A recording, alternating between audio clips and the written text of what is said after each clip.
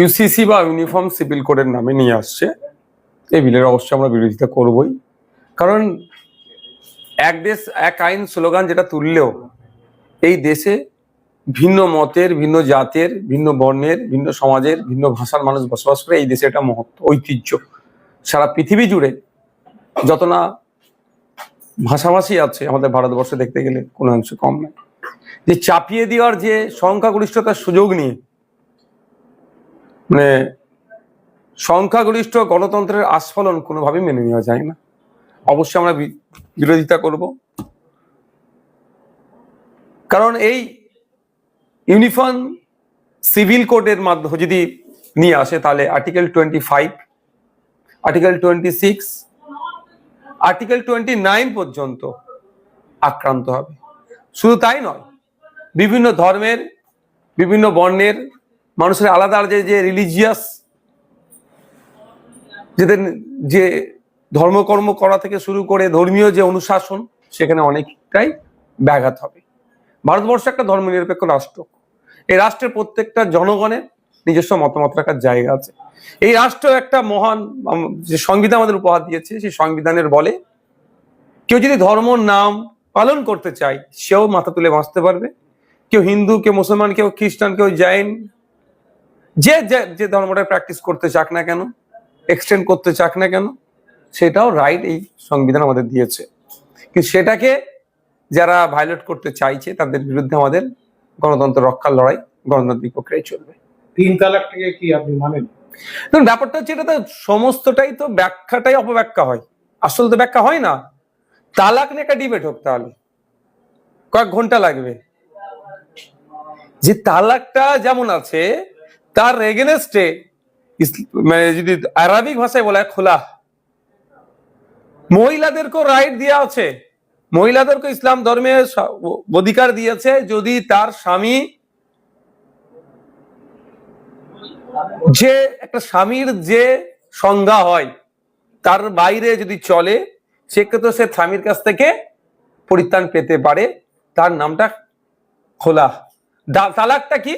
তালাকটা হচ্ছে ডিভোর্স। এটাকে যেন অ্যাটম বোম হিসাবে দেখানো হচ্ছে, পরমাণু বোম হিসাবে দেখানো হচ্ছে। ব্যাপারটা কিছুই নয়।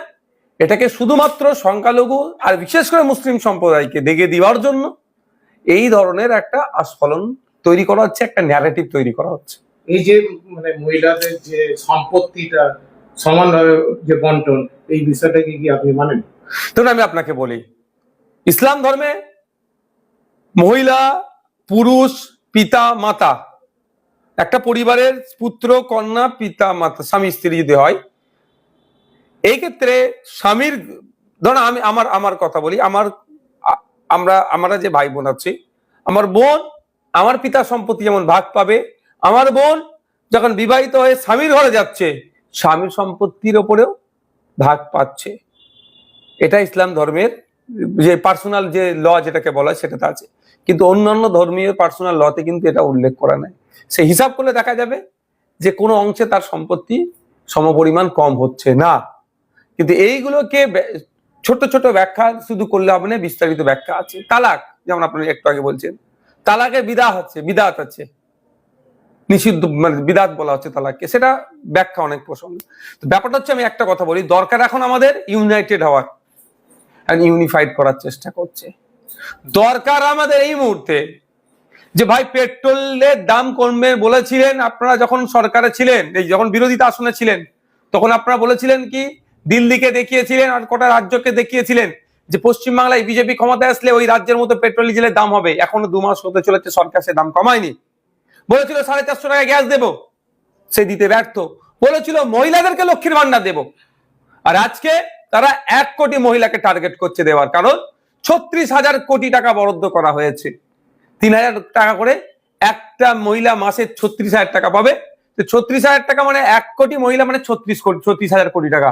তাহলে ওই যে ছাঁটাই হচ্ছে, এই মধ্যে যখন মানুষের মধ্যে ক্ষোভ তৈরি হচ্ছে, হকার উচ্ছেদ করে দিয়ে গরিব মানুষদের পেটে যেভাবে আঘাত দেওয়া হচ্ছে, নির্বিচারে তাদের বাসস্থান, কর্মস্থান যেভাবে ধ্বংস করাচ্ছে, যখন মানুষ ক্ষোভের যখন বহিঃপ্রকাশ হচ্ছে, সেই সময় এই ইউসিসি নিয়ে এসে এইটাকে মুসলমানদেরকে দাবিয়ে রাখা হচ্ছে, মুসলমানদের উপর চাপ তৈরি করা হচ্ছে, এর নাম দিয়ে কিছু ক্ষোভকে প্রশমিত করার চেষ্টা করছে।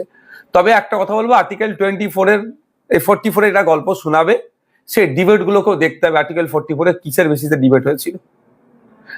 এটা নিয়ে আসলে সরাসরি আর্টিকেল 25, 26, 29 আঘাতপ্রাপ্ত হবে, ক্লাস করবে আর্টিকেলের সাথে। কেন্দ্র এবং রাজ্য সরকার ডবল ইঞ্জিন সরকার, এটা কি চাপিয়ে দেওয়ার কোনো রাজনীতি করছে? দেখুন, একটা কথা বলি, আমি আবারও বলছি, সংখ্যাগরিষ্ঠ গণতন্ত্রের আস্ফলন ছাড়া এটার কিছুই নয়, এটার ফিউচারটা খারাপ ছাড়া ভালো নেই। আজকে আপনারা দেখুন, এই সংখ্যাগরিষ্ঠ সংখ্যালঘু লড়াই, যে হিন্দু মুসলমান লড়াই লাগিয়ে দিয়ে দেখুন, আজকে অযোধ্যা মন্দিরের থেকে চুরি হয়ে গেল, সেই না উচ্চবাচ্য সেই অর্থে আছে? একটা মন্দির থেকে এত কোটি টাকা সম্পত্তি চুরি হয়ে যাচ্ছে, কোন উচ্চবাচ্য আছে? মানে এটাকেও একটা এমন জায়গায় নিয়ে যে দাঁড় করাচ্ছে যে অন্যায়টাকেও নাই বলে মানতে হবে, কারণ তো মুসলমানদের উপরে তো অত্যাচার চলছে, মুসলমানদেরকে টাইট করছে। আরে মুসলমানদেরকে টাইট করতে যে অন্য সমাজের মানুষও টাইট হয়ে যাচ্ছে।